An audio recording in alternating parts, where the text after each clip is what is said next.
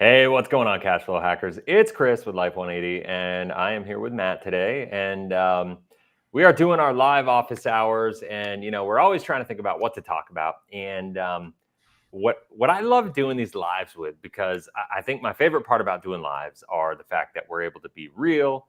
There's no editing. It's kind of we get to have fun. We get to show a little personality. We get to engage with people as they're commenting live, with us. And I think when we talk about IUL, that's where we get the most engagement, and so that's why I like doing this so much. And Matt and I are always talking about like what would be the best value to bring to people today. That's kind of what we're always talking about. When we're doing these videos. And Matt is just awesome because he's plugged into these groups and these channels and like WhatsApp. Hey Daniel, what's happening, man? He's plugged into these like Facebook groups and whatever. And so people make comments a lot of times about the videos we make or I make, and then they go through and they like to kind of chime in and critique or leave a comment or whatever it is on the video. And Matt shared with me one of the comments about this guy, about a video I did about 10 months ago. And so I was like, you know what, if this dude actually is believing the crap that he's spewing, we need to do a response to this. Because he was like, what did he say here? I've got the response here on my phone, so I'm gonna be able to go to it. But he had 9 points that he wanted to speak out against. And so what I thought would be really cool was to go through and actually be transparent, show the video just to give context, because I think context is always important. If you want to watch the video again, I put a link in the description below on YouTube, and you can go check out that video in full. But before we get going with everything, I do want to just say thank you to everybody. We just hit 29,000 subscribers about an hour ago, maybe a half hour ago. So that's pretty cool. I think the ironic part about all of this and today and talking about IUL right now is I started this channel ultimately as kind of like a stick it to the man, expose the IUL market on my way out of the business, because as the director of business development for one of the top IUL companies in the country, I learned what I learned and kind of went through different processes. I'm not going to get into all the drama, but that was behind that. But I had to give up my licenses to leave if I wanted to create content around it, because if I was creating content based on my contract that I had upon leaving the company and exposing in the non-disclosure agreements that I had signed and all that stuff, there was a loophole in those agreements that basically said that it was only if I had license, like a life insurance license, was the contract even applicable. So by giving up the license, I was able to do content without exposing myself legally to all the things that I had learned during that time. And therefore, I made the choice for 6 years to walk away, give up my license, and from 2016 to 2022, not have my license at all. And so I started the Life 180 channel ultimately to just teach people what I had learned, because I was a huge raving fan about Index Universal Life for the first 4.5 years of my career, sold a lot of it. My job is to go around the country and recruit and train agencies in the career model for this company, as well as like recruit and do independent distribution. And so that was my job, right? And so the more I learned about it, the more inside the organism of this organization that I became, the more I realized like, holy crap, this isn't what I thought it was. It ended up being a really, really challenging transition for me. And so I really, created content just to kind of expose IUL for what it was, because it's a misrepresented product. And it's why I have my new book that I'm working on right now called IUL Exposed: Truth About the Most Misrepresented Product in Financial History. And, when it comes to, everything else, like I didn't realize how everything would build, right? Like I didn't set out to create this channel to like create a big agency or, do these things. And I just kind of it was my pay it forward kind of movement for the first 4 or 5 years of the channel. And so then it was only when the pandemic happened that I was like, oh, I had to pivot and get back into the life insurance business. Or no, I didn't have to. It was just an opportunity to do so, because my other business kind of took it on the chin with the pandemic, and it was the best thing that ever happened to me. And so I just went all in with the channel. I've always loved this business, and then I just started helping with marketing with agents and so on and so forth. And then as I dedicated more and more time to the channel, it's grown.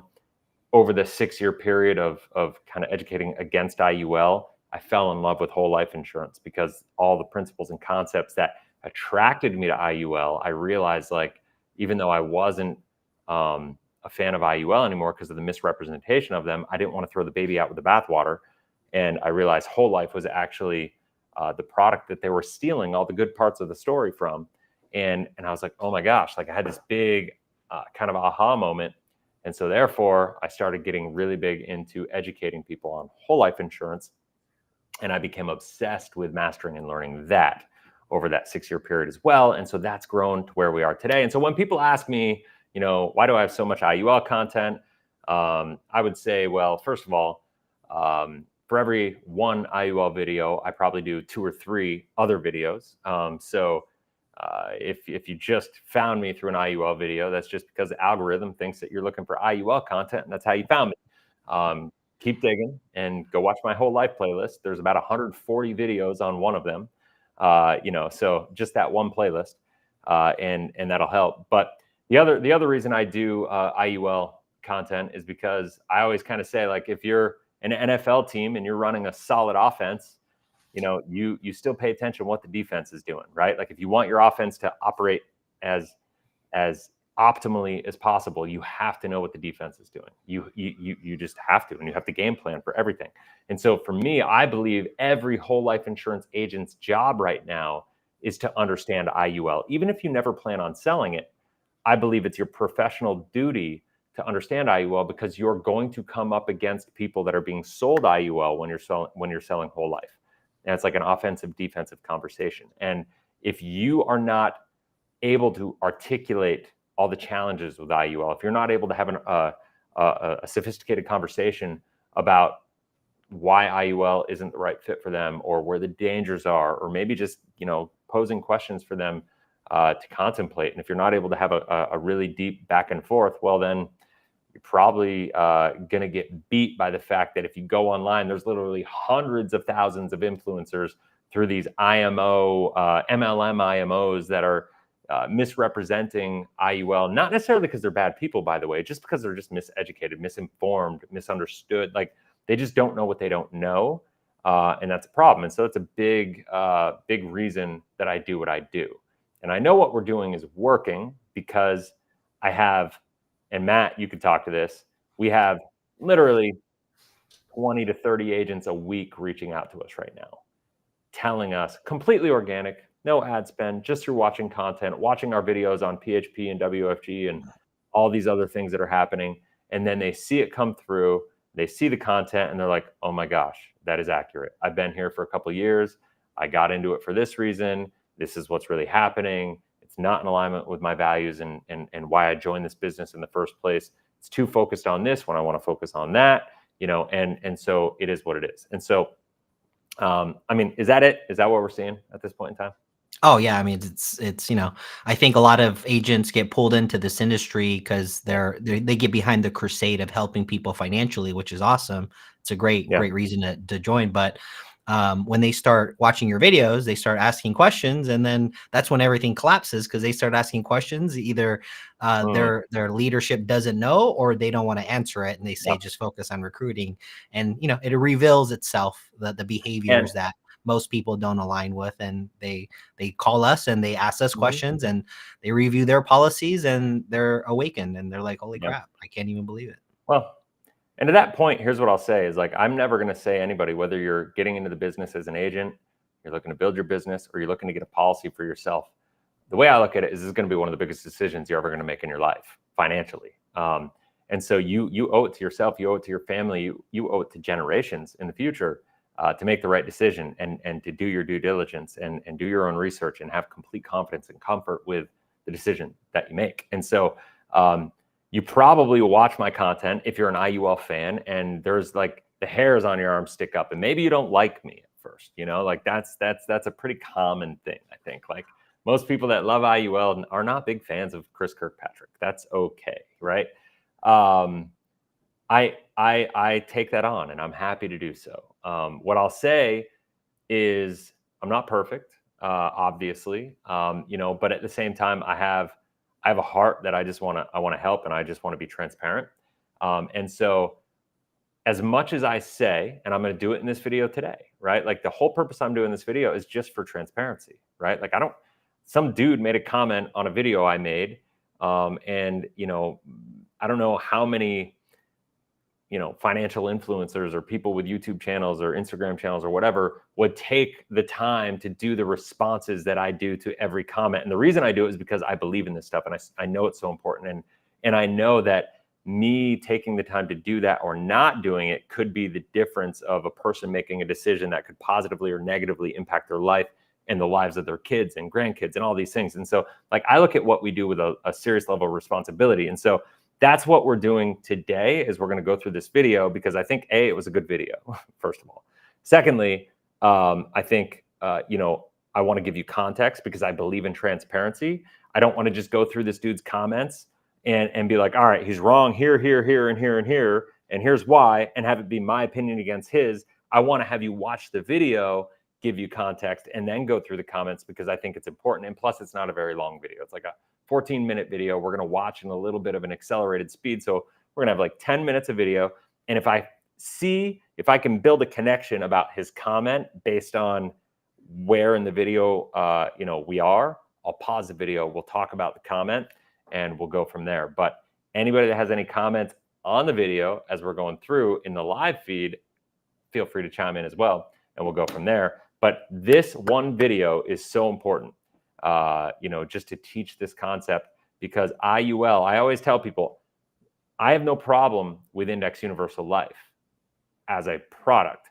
I have a problem with Index Universal Life being sold as a tax-free income, amazing vehicle, right? Because that's where kind of the wheels fall off of the product and the strategy. So, Matt, you got anything to say before we get into this? No, let's have some fun. All right, let's do it. Bang. All right, so how do I do this? I'm going to expand, see how we go.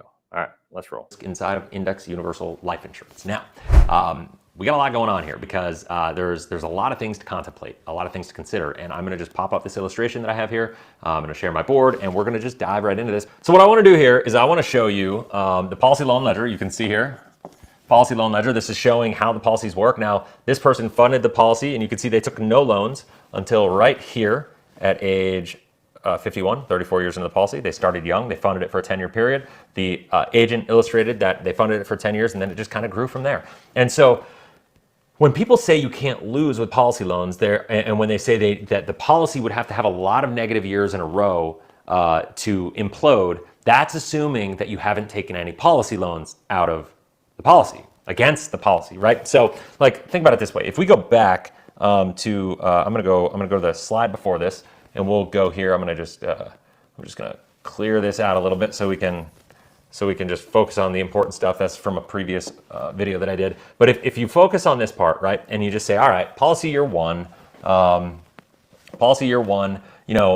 cash value is here. You can see the cash value growing right here. And if we had negative years in these years right here, 5 years in a row, no big deal. Negative years for 8 years in a row right here, no big deal. So when all these people like Curtis Ray say, you can have negative years, or Doug Andrews say, you can have all these negative years and the policy's not gonna have a problem, you can have it all these years in a row. Well, yeah, because there's nothing going on. You don't have all you have is the cost of insurance, and when you're young, the cost of insurance is cheap, so it's a negligible impact. It's not gonna be the end of the world, right? So that's important to understand. It's not a matter of what it does while you're accumulating money. It's not a matter of what it does when you're young. It's a matter of what the policy does while you're in retirement, because let's face it, that's when you're going to be getting access to your income. That's when you're going to be utilizing policy loans for that income, for tax-free income in retirement, the way that they're sold. And my guess is, if you're buying one of these, that's what you're focusing on. So that said, let's do this.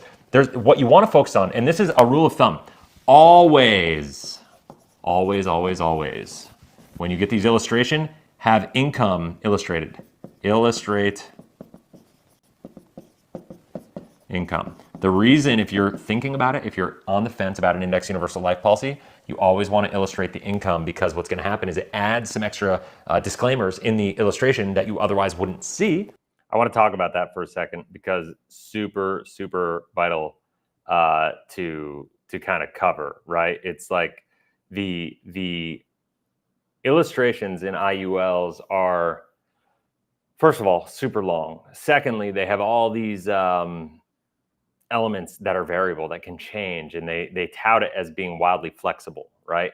But the challenge is if you illustrate with income, it's going to add a ton of disclaimers and a ton of just basically red flags that say warning, warning, warning. If you do what you just illustrated, you're injecting a lot of risk into this thing, and there's a good chance it will lapse. And if it lapses, it's not our problem, it's yours, right? Like, so that's the first thing.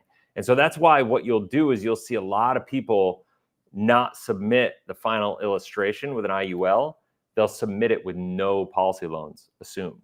Even if they show you an illustration with policy loans coming out, or what really happens a lot with IUL, and this is totally against compliance, and like somebody would lose their license over this. And if somebody did this to you, I encourage you to go to the company, put together your email string, your communication string, all the sales pieces that the person gave to you, like an Excel sheet, for instance.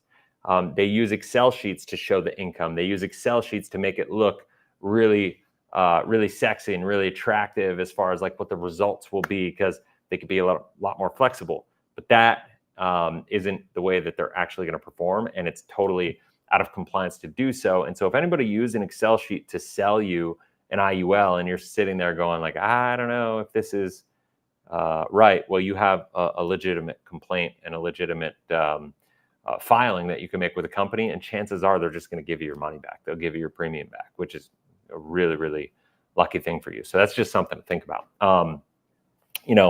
That said, run it with income, because if you don't, it's not going to be showing you everything you need to do. Now, I want to get into one thing before getting into this, because I've kind of gotten into some of the loan conversation to it, and I know we're probably going to dive into this part of it in the video.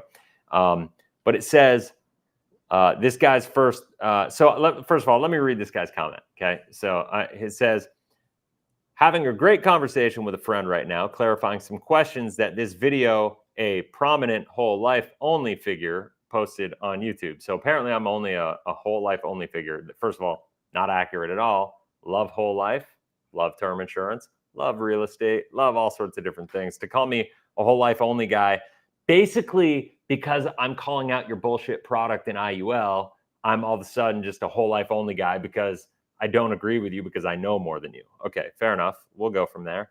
I know that sounds arrogant, but like, I'm sorry, I'm kind of over these trolls. There's definitely some misinformation based on way too many assumptions, in my opinion. By the way, many assumptions that are often used to say that IUL isn't a viable tool by the whole life only crowd. All right, this is gonna be fun. I figured I would share with y'all some of that conversation. Okay, so here he's gonna go. So he had this conversation, and now he's gonna share 9 points, apparently, that I, because I'm a whole life only guy, don't really understand, even though, whatever. This is just ridiculous. So there's some major misnomers he's counting on and or not counting for. All right, so the first one is that loan interest accrues annually and is assessed in arrears. So in down years on a variable loan, no loan interest is charged.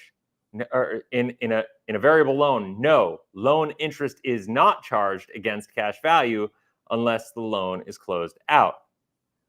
The intention is to let it grow and build. Okay, so here's the deal. When you have a policy loan, okay, I wish I had my Vibe board back right now, because this is totally where I'm going to the Vibe board. It's coming soon again. I got it coming in the new studio. But when you have a policy loan and you take a loan out, and if you have a 5% loan, it is what I want to make sure I use his words. Okay, it accrues annually and is assessed in arrears. So what happens is if you have a policy loan and you get to the end of the year, you take a $100,000 policy loan and it's a 5% loan. That 5% is $5,000. So just keep the math really simple. It's going to go on the loan balance, right? Like, so your loan balance initially is $100,000 because that's what you took out. And if you really want to understand how it works, you're going to go, all right, I'm going to do 5% divided by 365. And you're basically paying 0.013, 0.0139 whatever of a percent every single day, and that's going to get you to 5% over the year. And so if you pay the loan off in half a year, you're paying simple interest over that period of time, because that's what simple interest is. It's not going to compound daily. A lot of people say, well, you're paying simple interest, not compound interest, and so it makes sense. Well, guess what? If you don't pay the simple interest annually, at least, that simple interest will compound against you. Now, it doesn't compound daily, it doesn't compound monthly, but it will compound against you annually if you don't manage that interest risk, right? So when you're taking income in retirement and you're never paying it back, to say that compounding isn't working against you, which I totally just screwed up and jumping ahead in his comments, because that was another comment that I think he made. Oh yeah, so number 3 was loan interest is usually not compound interest, it's simple interest. Okay, so there you go, right?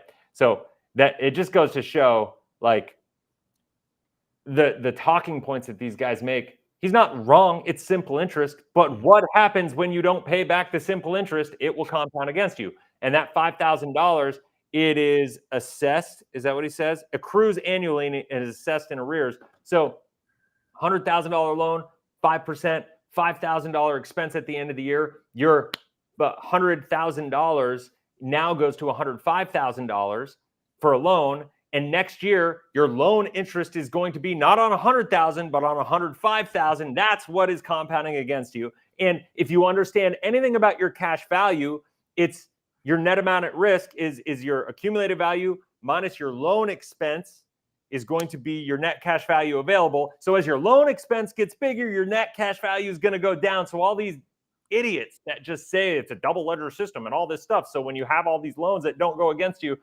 if they were right and this double ledger system was some magical thing that protected you, you would never have any policies lapsing, which is one of the things that's happening all the time, right?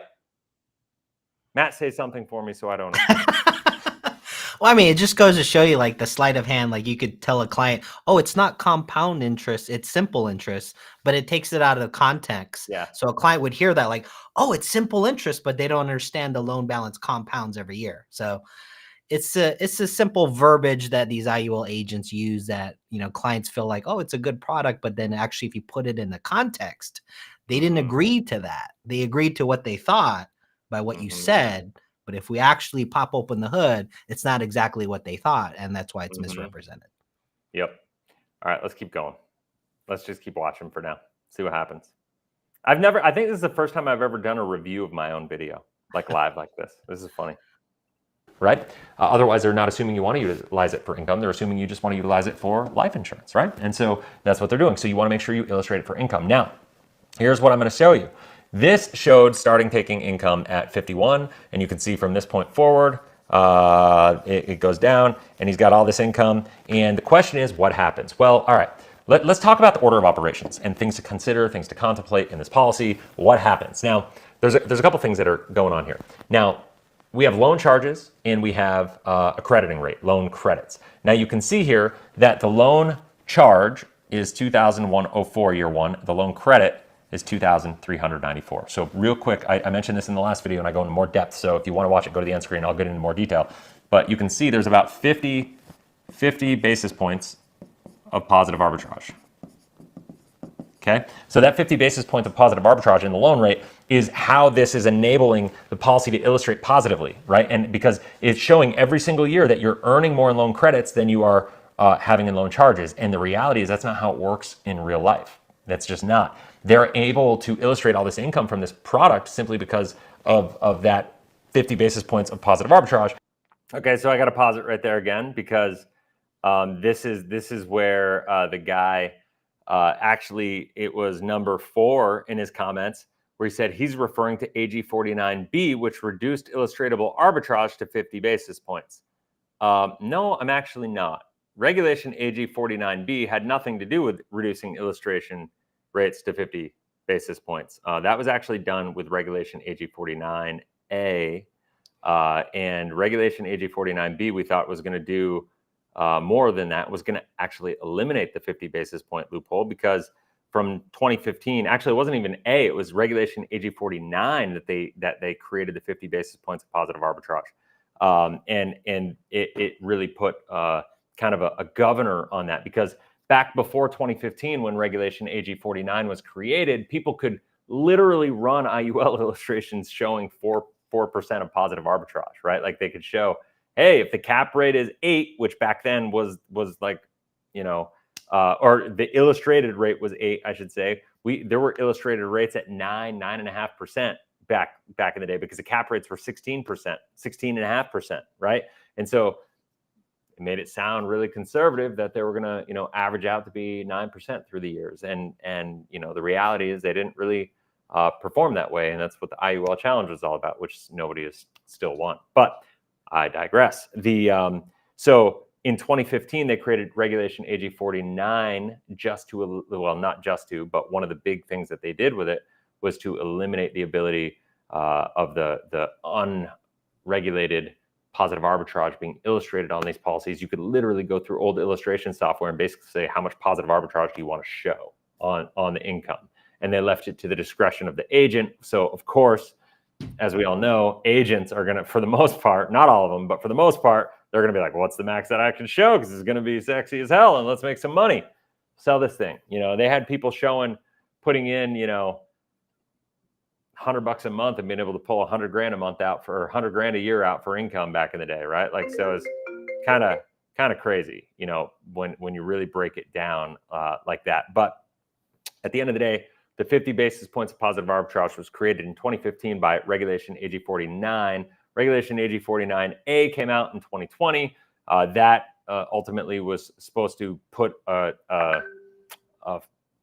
fix on a lot of the multipliers and other kind of ways that companies got around responding to Regulation AG 49. And then ultimately AG 49B was in May of 2023 last year. And, that's a big thing. So, and I say this is like, if IUL were so ironclad and so good and so moral and so, like, why would there be 3 massive regulatory overhauls on illustrations and how, the agents have totally misrepresented, and companies, by the way, I want to say this, it's not the agents so bad, because agents only know what they're told, right? Like, for the most part, if you get it, I fell into this. I was an agent. I got in, and what did I do? I listened to the company that was training me, because it's this big life insurance company. Why would they lie to me, right? And so, so you listen to them. So it's not really the agent's fault. I feel bad. It's why I do what I do. It's why I'm filming this video right now. I want to educate you to make you realize, like, what they're telling you. I encourage you to dig deeper, and when you do, you're going to find things that you don't like to see, but it's gonna create a massive moral conflict for you when you get there. Somebody just said, hey, Chris, if IUL is started in early retirement only for access to living benefits and death benefit, and loans are never taken, do you think the policy could lapse with a max premium? That is a great question. That could be a use case of IUL that I actually don't have a problem with if you fund it to the guideline level premium. And if you are never going to use the cash value, if you're only going to use it for the living benefits and you're using it for a legacy play, and as long as you're not taking loans against it and you're not leveraging the cash value, IUL could work in that scenario. I would really encourage you to look at both whole life and IUL. That's what I would do, is kind of look at both and look at what it looks like on the guaranteed side of it, and maybe the midline assumptions on an IUL, because I don't really ever think you're going to have to rely on the guaranteed side, but maybe look at the midline assumption. Don't ever go based on the current assumption fully. Go on the midline assumption. That's kind of my rule of thumb for IUL, when you're looking at it. But if you're not utilizing it for tax-free income and you're not taking the loans and you are funding right up to the guideline level premium, right to the max, and it's really, really max funded, and it's a level death benefit, not an increasing death benefit, especially if you're in retirement, you could probably make that work. But once again, I'd take a look at both that and whole life and then make your decision from there, right? That's kind of what I would do. So, make sense? All right. You want to keep going? Let's do it. All right. Sorry, I'm not giving you much time to talk today. Just a little bit. But that's not how it works. In fact, look up regulation AG 49A, and that regulation is getting updated. And they're eliminating the ability to illustrate positive arbitrage here in 2023. So this will be a massive. So I'll say this. Okay, so AG 49B was supposed to, I did an interview, you can check it out, with Bobby Samuelson, and he was the whole goal of 49B was to eliminate positive arbitrage because of a lot of reasons, and they ended up backpedaling on that regulation. And so, yeah, super frustrating that they didn't do it, but ultimately I think not doing that is going to lead to greater illustration overhauls, and I think ultimately, eventually, they're going to get it right, because there's going to be enough problems and complaints and lawsuits and all these things that it'll get squared away. Of impact on these policies, on their ability to illustrate loans. That's why they're saying loan income is going to be reduced by up to 50% on these policies. And this policy right here is one of David McKnight, the author of Power Zero. It's one of his favorite products. And I'm about to blow it up here, because you're going to see how dangerous this really is for his Power of Zero concept in retirement. This is really, it's quite disgusting, quite frankly. So now that you understand the arbitrage, you can see here what happens though. Side note, I know it's not what this video is about, but I got to say it, like, Dave, you still haven't taken me up on my debate. We're like neighbors now. I live in the Dominican, you're in Puerto Rico. Let's just make it happen. Like, you can come over. I've got a studio here I'll put you up in the hotel for a couple of days. We'll take care of it. Like, let's just have a conversation about this. Dave McKnight keeps skirting around. He's too scared to have a conversation. So anyway, sorry, I had to say that. I had to get that little jab in. The loan charges keep going up here because the loan amounts, not there. It keeps going up because the outstanding loan balance, I should say, keeps going up, right? You can see here, as you take income of $77,676 a year, the loan balance keeps going up. And that by the time you get 12 years into the income, you have $1.269 million. Look at that loan compound of loans going against this policy. So what does that do? That creates a policy charge, a loan charge of $58,774. Now, what I want to do is I'm going to hop to the next page, because I want to focus on this really quickly. And what I want to show is, I'm going to keep this going here. And what I want to show is, once again, you have the index loan. You're going to take these loans. This is the loan category. And now loan charges here, the loan charges are going up. Now let's go to 70 years old. I want to focus on this here, just for fun. Because 70 is a good round number. By the time you're 70, chances are you're going to need to be taking money from this policy. And in this situation, imagine we have a down year. Imagine we have a sequence of return year where it's bad, right? Like, or it's people say you can't lose money to market risk. Well, you can't lose money to market risk, but the real risk in this policy is the loan risk, because you can see here you have $499,000. I'm just going to call it $500,000 for the sake of round numbers and arguments and math. Okay. Now we have the loan charges here of $123,923. So I'm going to call that $124,000. I'm going to say 500 of cash value, 123 of loan charges. I'm going to say 124, sorry, of loan charges.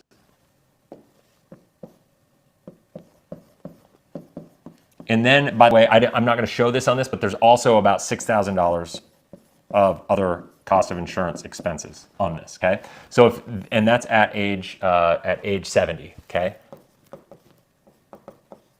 So what happens here? You go 500,000 minus 130,000, we end up with $370,000. Because what happens is, if this index loan credit right here, if this loan credit right here doesn't come in, and that doesn't cover this loan charge right here, then that gets taken out of the cash value, and you wind up with only $370,000. Now, so it's actually, so one of the things I didn't show there is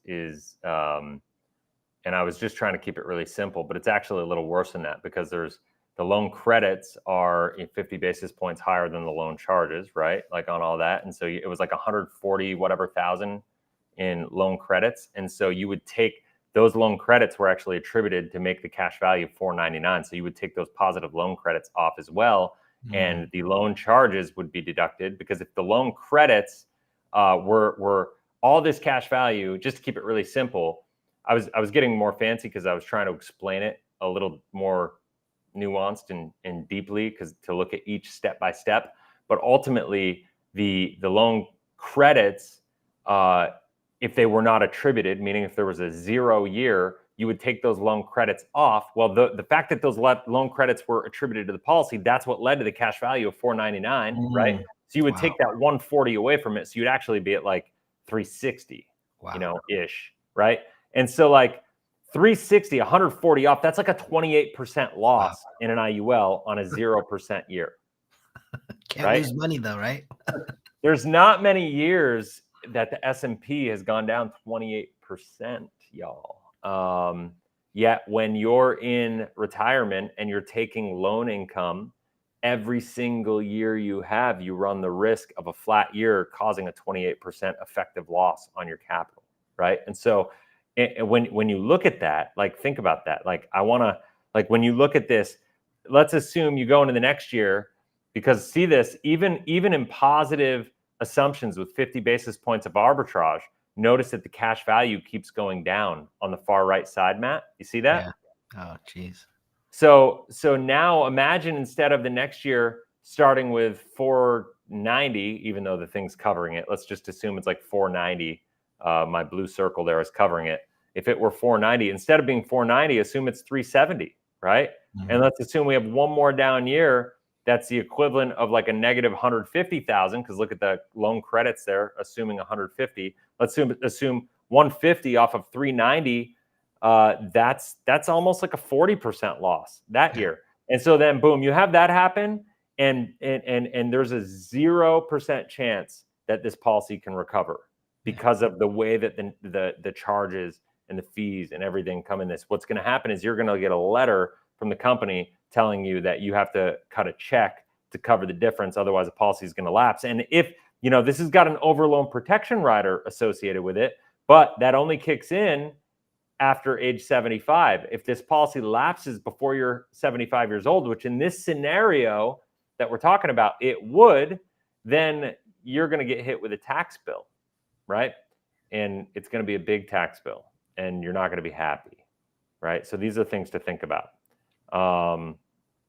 Anyway, let's go. All right. So let's see. Somebody just made a comment. Let me see what's happening here.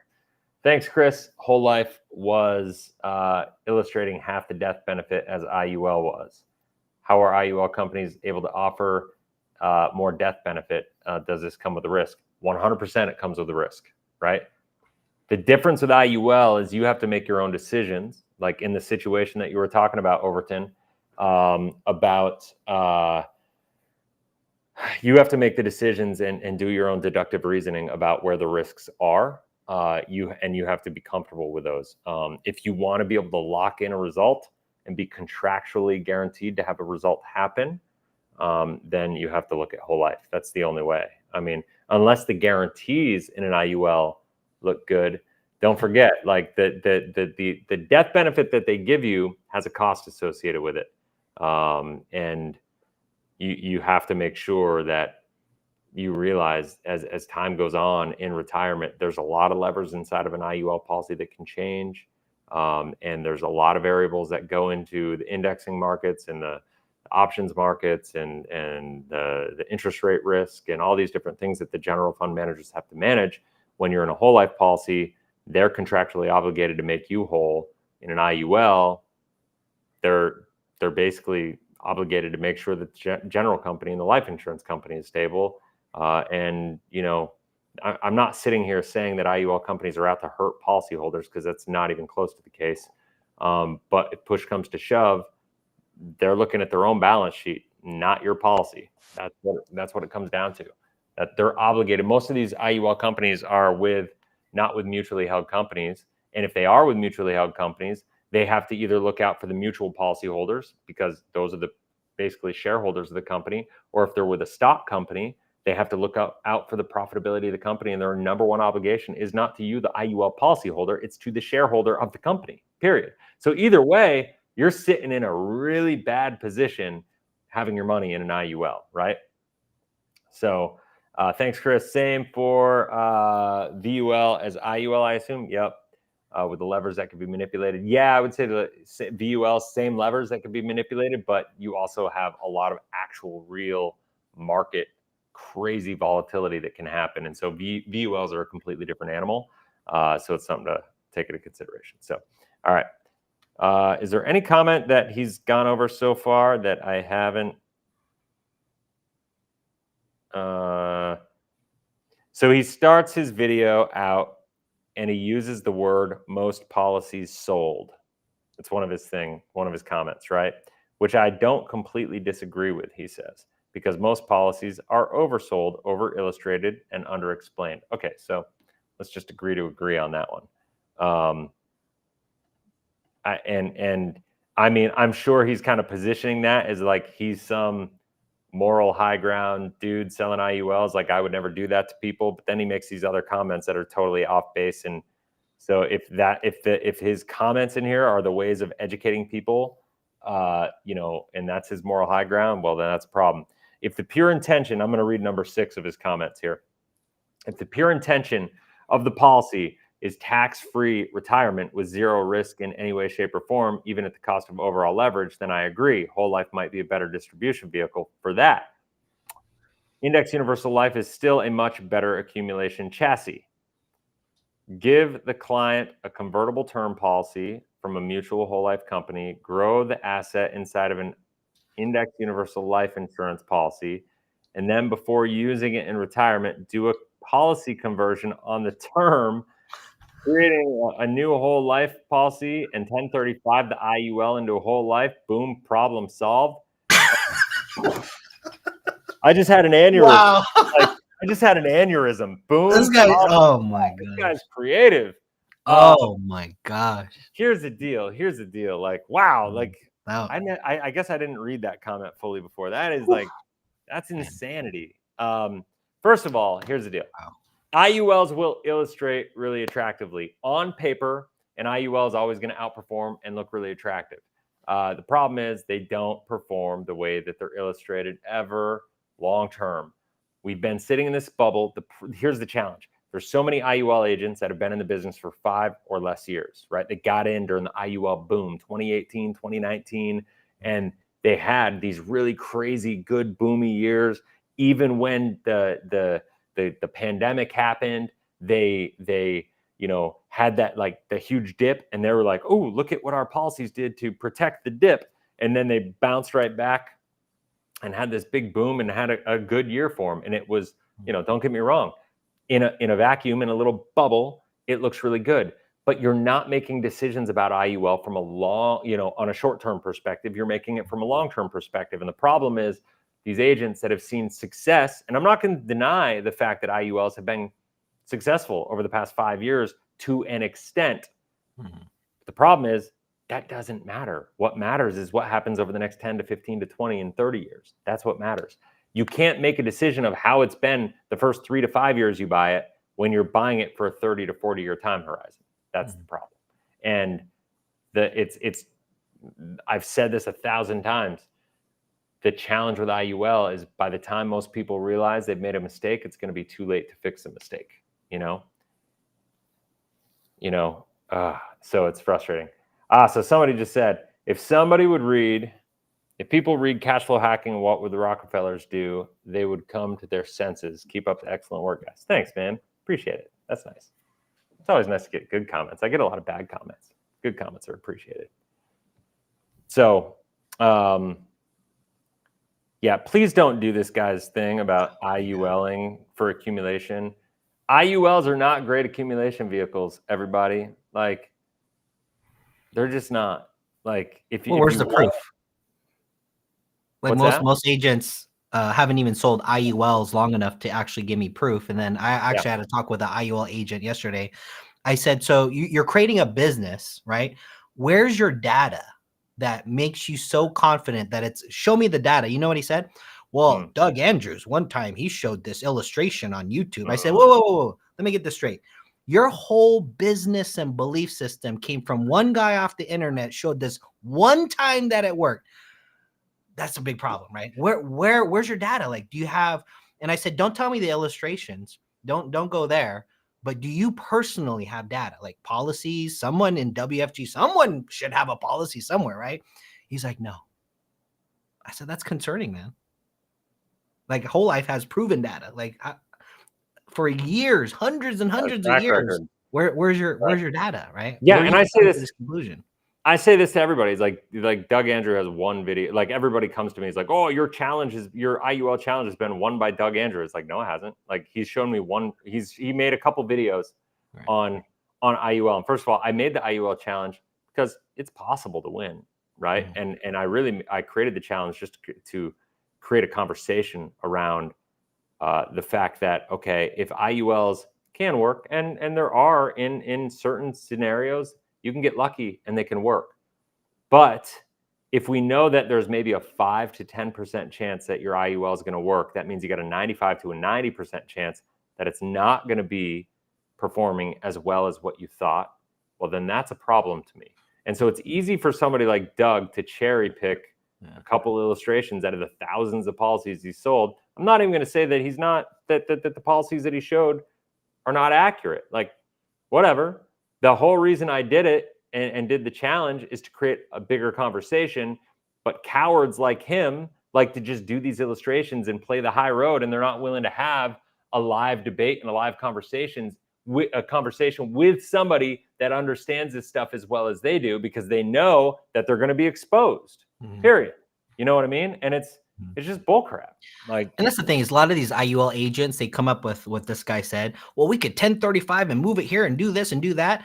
All of these creative, these one-off ideas sound great, but was never discussed with the client. Let's face it. Right. Because if you actually brought it up to the client, like, hey, we're going to have to jerry-rig this and go this way, and we're going to have to swing this way, and hopefully it makes it work, they would never buy any of this stuff. You know what's That's interesting? the problem. You can't sell it. You can't sell it like this. You know what's interesting? I was talking to a guy yesterday who runs a final expense agency, and you know, he's going to be joining us on the Whole Life side, and you know, he loves it, and he looked at IUL, and you know, we started talking about comp and contracts and all this stuff, and I got into it with him, and he's a big agency, big producer, big whatever, right? And through that process, we were talking numbers, and he's like, "Whoa, that's all Whole Life pays?" And I was like, "Yeah, man, like." The top contract that you can get with a company that does not do business in New York, like for a company like us, the top is like 135. By the way, you're not going to find another YouTuber around that's going to just be transparent with you and tell you these numbers, right? Like, because I believe in transparency. That's the top contract that you're going to find for any Whole Life company, period. You can find, and he's like, and I told him that on the call, and I'm like, and this is what we're going to do for you. That's why I'm going to put you at this contract, because we got value behind what we do to support your business and all these things. And he's like, dude, I get it. Let's go. Okay, cool. He's like, but I was just talking to this other company, and they were able to offer me a 185 contract with an IUL carrier. So think about that. Like, how can IUL give you a better return, pay the agent more compensation, keep risk off the table for you, give you all this security and do all that? Like, if you believe that, I've got a unicorn tied up front that I can sell you, right? It's a really expensive, pretty unicorn, right? I'll go get one of the horses I just bought for $900 and I'll put a horn on it and I'll sell it to somebody. They probably would go for it. You know, like, that's the kind of thing we're talking about here. Like, if you believe, that's why, you know, I find it funny, like, imaginary unicorn life insurance is like what some people are calling this now. It's like, if you believe IUL, like, then you probably believe in unicorns too. Like, you know, I've even got my daughter to not, you know, go for it yet. And she's only 5 and she understands. It's crazy. But all right, let's keep going. Actually, let me see this. IULs have guaranteed okay. I'm going to just address this comment. Number 8. Good IULs have guaranteed wash loan options as well, not just variable loans. Okay, so here's the deal. When you have a variable loan, you have okay, so I'm gonna share this screen, okay? And I'm gonna expand. So when you look at this is looking at a variable loan. And so what happens with a variable loan is the loan charges are less than the loan credits, because the nature of the variable loan is assuming more credits than loan charges, right? So what happens in this instance is if you go with a wash loan, you're going to have the same loan credits as loan charges. And if we go back over time, you can see here just at whatever age 68, there was $105,000 of loan charges and $121 of loan credits. That's a $16,000 difference in change, right? So you'd reduce the cash value there by $16,000. And if you did that every single year from the time they started taking policy loans, that becomes a big number, right, of a difference. And there's a reason that you don't illustrate with wash loans, you illustrate with variable loans, because if you illustrated with wash loans, this index loan amount of $77,676 that this guy's taking would have probably been, instead of using a variable loan, using a wash loan, would have probably only illustrated at like $45,000 a year of income. That's not nearly as attractive. And, you know, and still at $45,000 a year of income instead of $77,000, you're still not eliminating the risk, right? Mm-hmm. And so that's my challenge with all this. And like, people just don't understand this stuff. You know what I mean? Like, and that's what I'm saying. I will get on the phone with anybody, anytime, anywhere, on a Zoom meeting, like, and you got an illustration that you want to show me and you want to like prove me wrong. Come to the game with an illustration, bring the best of the best, and I will show you where the IUL has holes and where there's risks that you probably don't understand, right? That's the challenge with it, is that they're a highly complicated product, highly complex product that has its, you know, use cases. It's just not for tax-free income at retirement, okay?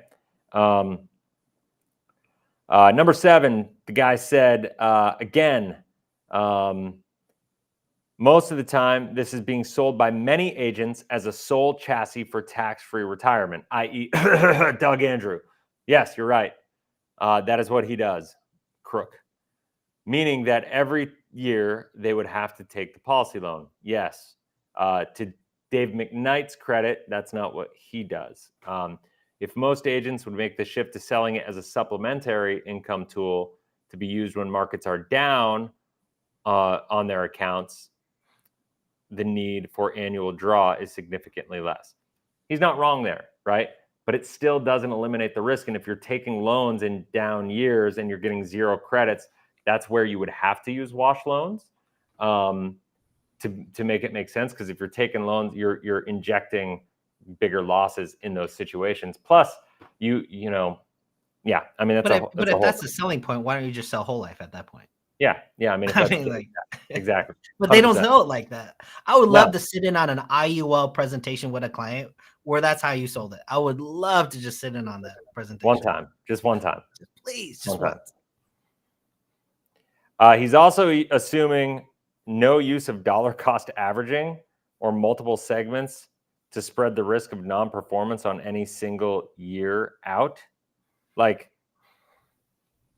I don't understand what he's talking about. Dollar cost averaging inside of the IUL policy. You have your premium, you pay your premium.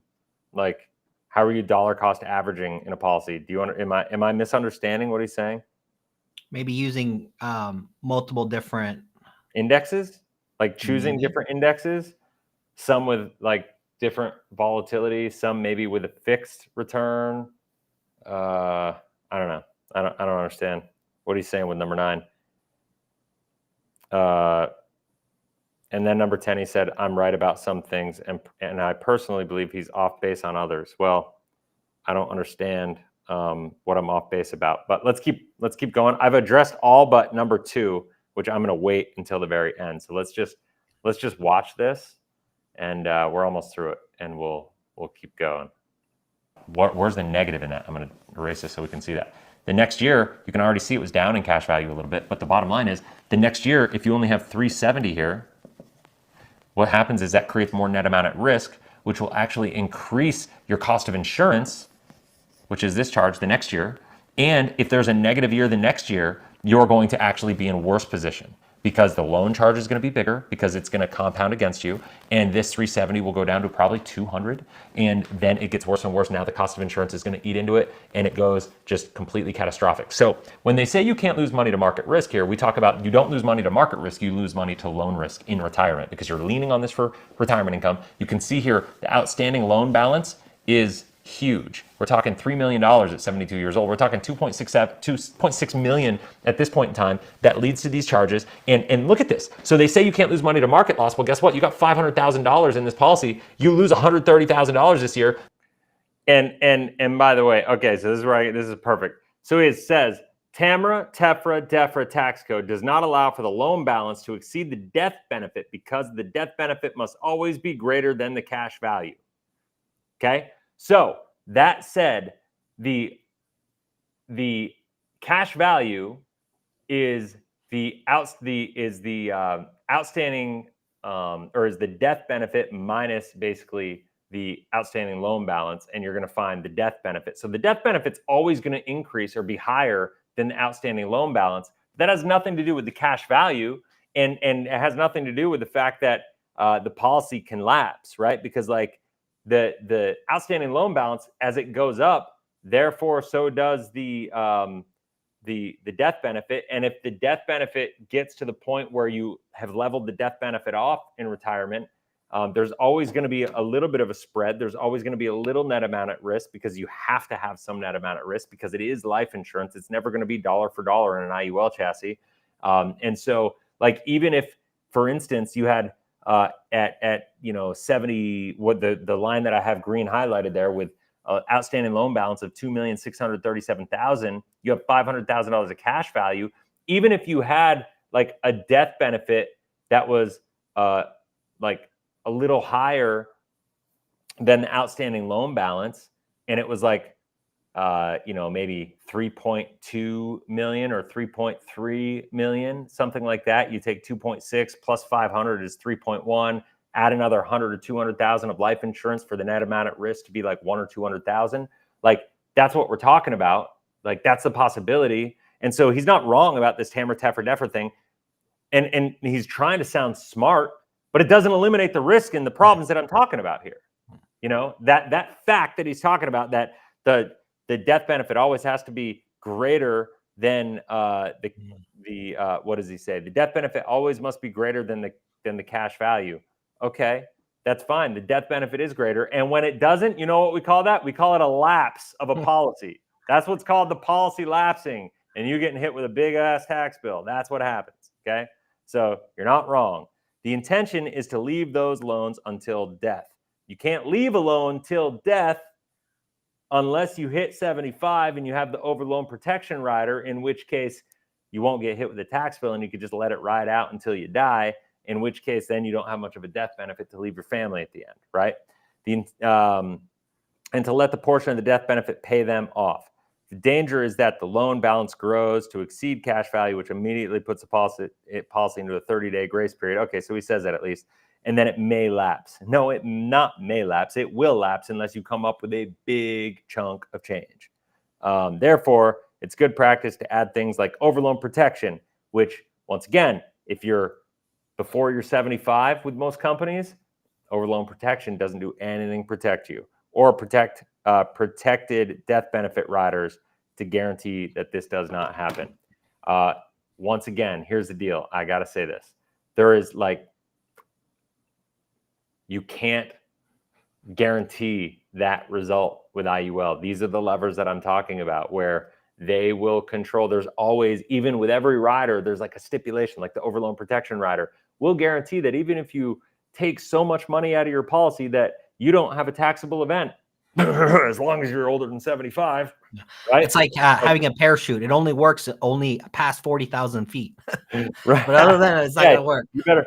And the problem is most people don't understand all this stuff. And because none of it happens automatically, even if there is a lever in there that protects you, right, or potentially could protect you, if I buy at 44 years old, I'm 43 now, I'll be 44 in a while. But if I bought an IUL right now and I was just a regular consumer and didn't know what I know, and I bought it, and Matt was selling me a policy, and he disliked me that much, and he sold me one of these things.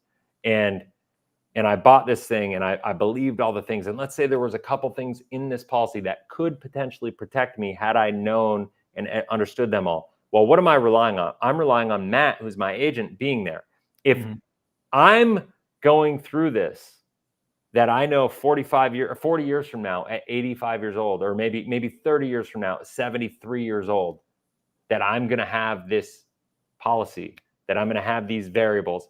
Matt, like, as good of friends as we are, as we're in business together, there's a high likelihood we're not in super close communication 30 years from now. Fair enough? 90% chance that agents I love quit. you, bro. I love you. But like, you know what I'm saying? Like, so people are buying these things and the agents are like, oh yeah, no problem. But like, the key to an IUL working is making sure that these things are checked off just at the right time, executed just at the right time. And this is why I say they're so much more dangerous than people make them out to be. Think about this though. So a lot of IUL agents don't want, they don't want to talk about the risk in the later years, right? So they don't want to acknowledge it. But you actually acknowledge it by adding the value of the overprotection loan, right? So you acknowledge there is a problem. And then now check this out. Imagine this conversation never happens, by the way. Oh, so there is a danger. This is why we got overprotection loan. But it only works if we can get it to 75. If you don't make it to 75, it's not going to work. Do you think that conversation ever comes up with the client, actually tell them the truth? It doesn't. No. And that's really the big problem. I encourage anybody looking to get an IUL. And by the way, I encourage everybody, if you're like on the fence, don't just take me at my word. Go look at an IUL. Get a quote, you know? And when you do, read the illustration. Read every line of that 70-page illustration. And when you do, get a notepad out.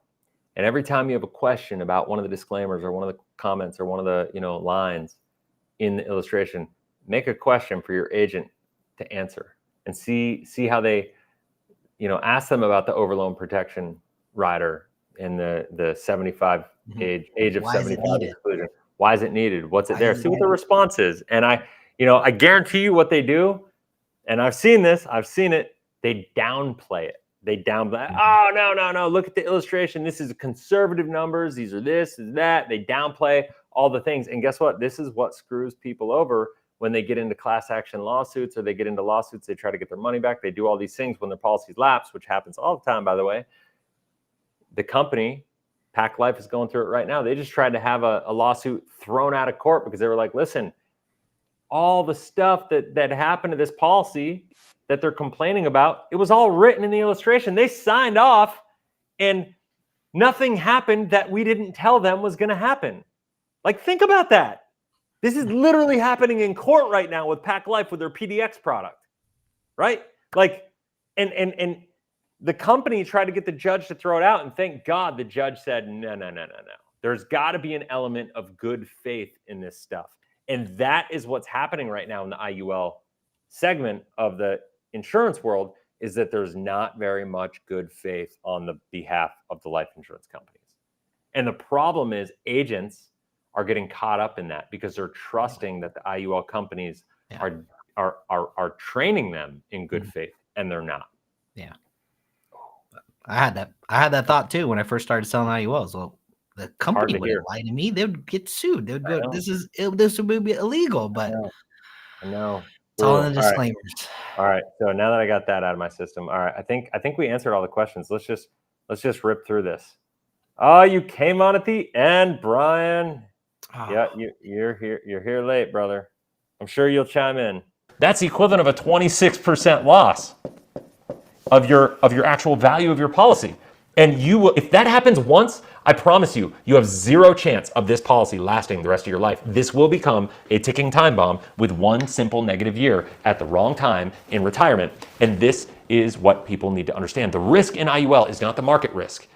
It's not even the risks that happen while you're accumulating money. This is why I'm so passionate about getting people to see this, because most people are not going to discover this, not going to realize this until it's too late. Until you're already at that place and you've taken loans and you lived on your retirement income for a short period of time. And then one year you're going to get a notice in the mail, not saying, hey, here's your check for your income at retirement, but saying, hey, we need $100,000 from you Otherwise, your policy is going to be lapsed and void, and you're going to get hit with a tax bill, potentially, if it happens early enough. Sometimes there's provisions that will protect you against that, but it depends on what age you are, when it happens, how it's all put together. Every company's a little different. So those are just things to consider and weigh the risk that come along with it. So at the end of the day, when people ask me, Chris, why are you so anti-IUL and so pro whole life? Well, the reason is because of this, right? And I know that I can't control this factor because we have an ever increasing cost of insurance, because the cost of insurance is all based on annual renewable term, ART.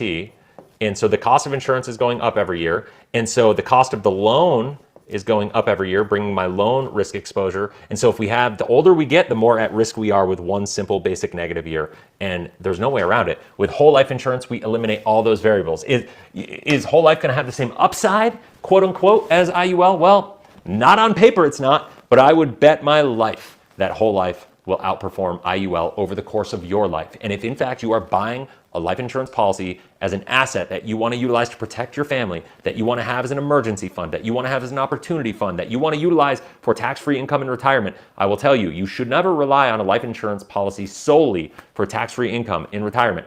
A properly designed whole life insurance policy can be a great volatility buffer to make sure that you control your assets and it can enhance all of your other assets. But it should never be relied on solely. And that's my big problem with IUL is people are trying to say it's a great alternative. Take your money out of your 401k, put it into an IUL. It's going to perform way better. Take all the risk and all the market risk off. And hopefully now you see that nothing could be further from the truth. And hopefully you're more protected. If you have an IUL, you need to get ahead of this. You need to consider this. You need to get an evaluation, and you need to really think about what are you going to do for your specific situation. All right. So that's just me saying, if you need an IUL checked out, just let me know. We'll help you out. That kind of deal. But yeah, like I just said something at the end there, and then I got distracted by one of Brian's comments. Brian, you got to get a passport, bro. Come on, man. Come on, man. How are you going to take all these award trips you're going to win if you don't have a passport? He closed the big IUL case. We should take a look at it. No, he says the next big one. Next big IUL case that he closes. He'll use it for a mini vacation. That's cool. I'll get it. Good. I just said something at the end there. What did I say that I was just thinking, and then I got distracted? I don't know. Doesn't matter. Anybody have any comments, any questions, anything? You know, like this is so important. Like I just want to get Brian down here so we could do this debate live, have him in the studio here. You know, he and I could just like, I bet you at the end of 4 days, Brian, I challenge you. I bet you at the end of 4 days, you're going to be like a whole life homer. You're going to be like all whole life. Spend 4 days with me, brother. Yeah. It's like, I'm going to Jedi your ass. Just like get you coming around to the good side. Oh my gosh, nationwide. Anyway, 20% returns. Yeah, with a good no risk rate. So on years that it's not good, they dropped the spread rate to 8.74. Woo! Yeah, I've heard of Prince Donald. That's not very good. Prince Donald. Yeah, Prince Donald. I called him out. They sell Prince Donald is a influencer on the internet that talks about. Well, first of all, he owns a PNC agency, and then he got into life, and he started selling life. Never talked about IUL. And then there's this one video he draws out how IUL works, totally misrepresented. And so I actually commented on his video, and he didn't like my comment. So I mean, that's what's happened in the last year. We have a bunch of agents that never sold IUL, and most of these agents, look, if you're coming from the simplified issue industry, the side of life insurance, I'm not saying everybody, but most of those types of agents are transactional type personalities. They just want to make money. And we just turn those people onto advanced market, selling IULs that you can't sell them transactionally. And Prince Donald is the perfect example of just trying to sell more leads, trying to sell, more IULs. It's all for money and not helping people. And I would debate life. Yeah, I mean, Brian is saying tell them to open their books so you can audit their policies, and they won't agree. I mean, honestly, I don't even know if it's legal to open your book of business to have it audited by somebody, just because of privacy laws. But I mean, I don't know how that works. I'll open mine anytime as long as we redacted personal information. I got it. Yeah, that's good. Yeah, totally. I'm game. I mean, it is what it is. This stuff. The trick is, and okay, once again, I'm gonna use a big disclaimer here, because I don't think this is the case. But let's assume Brian is right, and IUL is great, right? Like IUL is this, it has the potential, let's say, to be a great product. I just talked about it before. The key to that product being successful for anybody, if I were to buy one right now, and Brian, you missed this when I was talking about it, but the key to that product being successful in my life is the fact that it's got to be successful through the rest of my life, because it's a permanent life insurance policy that I'm going to be utilizing in all these different ways throughout the entirety of my life.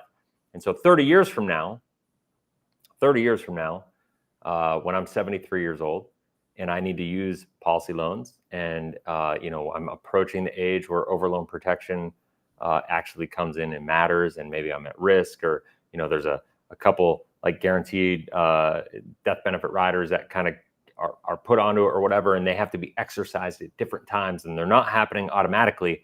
Basically, what's happening is I either have to remember, or 30 years from now, I'm relying on you, Brian, being my life insurance agent that is there with me. And if anything happens to you, Brian, over the next 30 years, which I'm not banking my financial livelihood that you're going to be Mr. Healthy.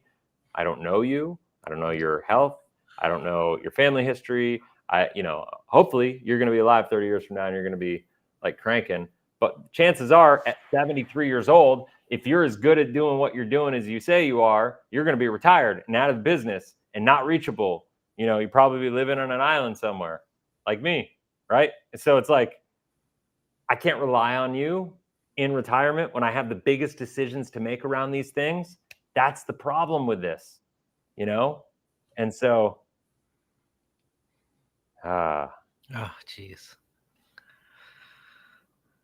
Yeah. And if you make one mistake, everything gets turned on its head. That's the problem.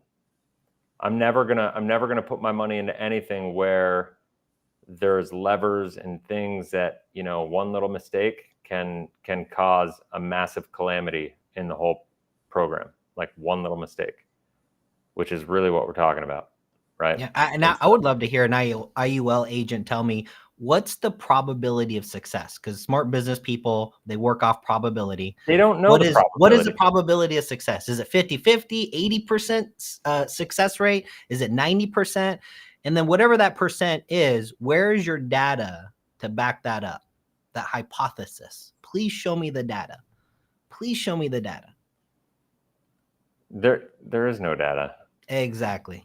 There is no data. Like it's all hypotheticals. It's all off illustrations. It's all off of them thinking they're so smart and they've figured out all the internal expense ratios and all these things, and they've excelled it out, and they're so smart, and I'm so confident, and it's all hypothetical, and somehow they feel like they're smarter than the actuaries that design these products to protect the insurance companies and not the policyholder. Like that's the challenge with all this. Like for anybody, and Brian, I don't mean this against you, because I know you're here and I'm not picking on you, but like any IUL agent that thinks that they're so smart that they got this figured out and they've worked the system to make it so they've gamed it so this product that was designed to be completely different than what they're actually doing with it, you're basically, what you're saying there is you've outsmarted the insurance company and all the actuaries that created this, and that you found loopholes in it all that they didn't consider.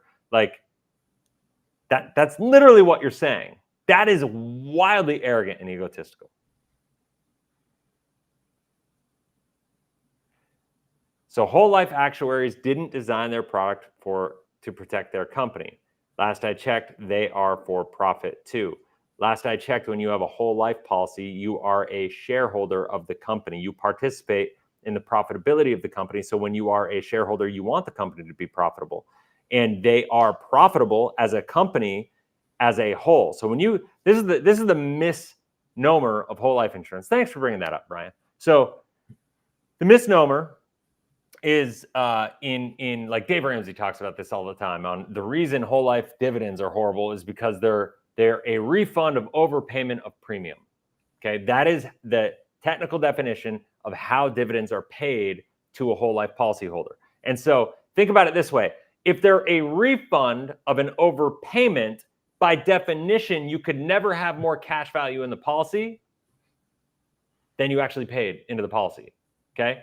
Just think, it's simple math. Like if you're getting a partial refund of overpayment, you could never have more cash value in the policy than you actually contributed and paid in premium to the policy. And so therefore it doesn't make any sense. And then when we talk about the dividends are a payment of overpayment of premium, it's not just on your policy. Like if Matt buys a policy and he gets a dividend in a whole life policy, and that dividend is an overpayment of premium, it's not just Matt's policy. They're talking about overpayment of all the premiums, of all the term insurance and the whole life. And they basically have mortality charges and cost of running the business, and those get deducted, and then the dividend is calculated based on that, and that gets paid out to the whole life policyholders as a dividend. And so Wealth Clarity Group LLC, Clarify Mutual Company. It's not just a mutual company, it's a participating mutually held company. There's a lot of mutual companies. Nationwide is a mutual company. Allstate, State Farm, mutual, right? We're talking about a participating mutual company where as a policyholder, you are participating in the profitability of the company through a dividend. They're not just paying you a random dividend. It's basically saying, hey, as a company, we're going to declare a dividend based on what we foresee our profit to be. So, and this is where numbers get a little skewed. A company could say we're going to pay a 6% dividend, and maybe the dividend is actually only paid out at 5.2%. And when a company declares a dividend, they're saying, hey, this is the dividend we're going to declare, and they pay that 6%, but they don't really pay it. Then they have to deduct the mortality charges out, meaning all of the people that died. Like they take all the premiums in and then all of the expenses out that they go from the death benefit side of things. Then they have a calculation and they will deduct the mortality charges off of everything, and then they pay the dividend from there, right? Pretty simple, pretty straightforward. Now yes, he's just trying to fire me up. Why you got to do that to me? It's been a long hour, man. Like this is it's fun. With a mutually owned whole life company, when pooling their profits and paying a dividend, are these whole life companies investing in the stock market? How are they getting profits out of their policyholders? No, whole life companies basically focus on fixed markets. If you look at any whole life insurance company's balance sheet in the general fund, you're going to look at like 60 to 70% of that is going to be in corporate bonds, AAA rated bonds, treasury bonds, stuff of that nature. There's going to be a little bit of real estate. A lot of these companies, like One America is a company we work with. They're a great example, right? Like they own real estate. So one of their investments is actually the One America Tower in downtown Indianapolis, right?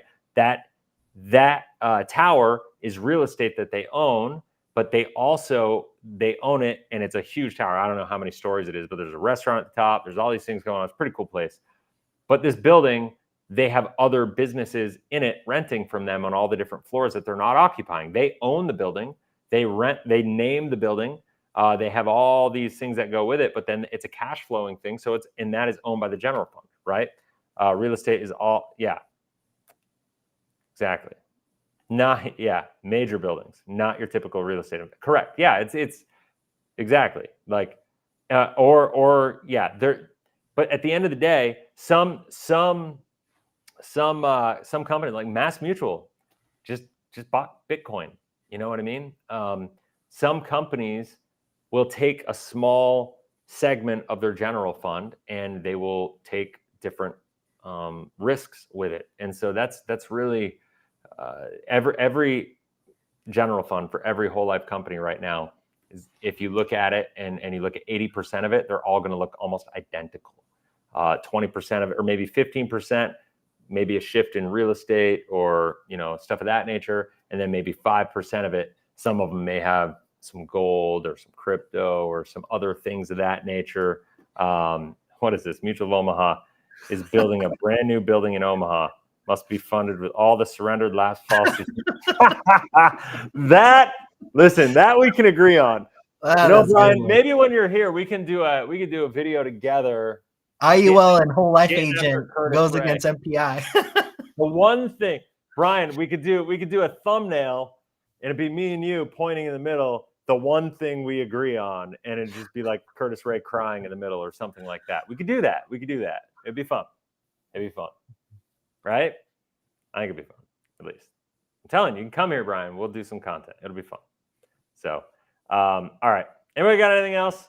Hopefully that was helpful. Hopefully everybody had fun today. I know I had fun. I like this stuff.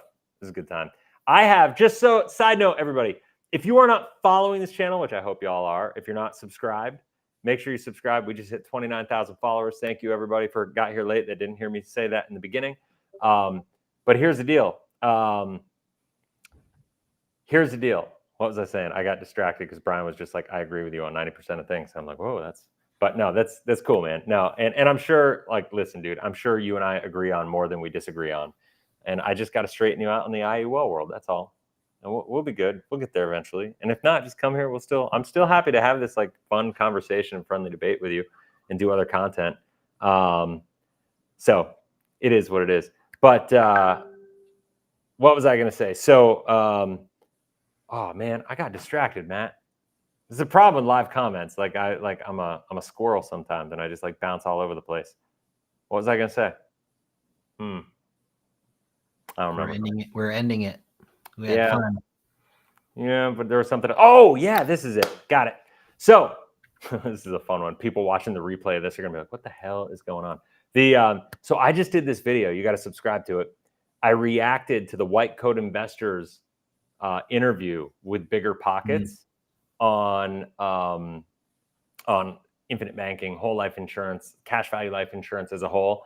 And for as much like clout as this guy has, man, he was just so off on so many things, and it took me like an hour and 45 minutes to do it. So minutes to like respond to all the misleading information. And this is a big video on Bigger Pockets. It got a lot of views, a lot of traction, and these people were like mocking life insurance, like in a way that was just ridiculous. And so I just did this video. My editor just got completed with it. So over the next couple of days, we're gonna have a 3-part series coming out on this, because I didn't feel like y'all wanted me to just blast it in one video like an hour and 45 minutes long.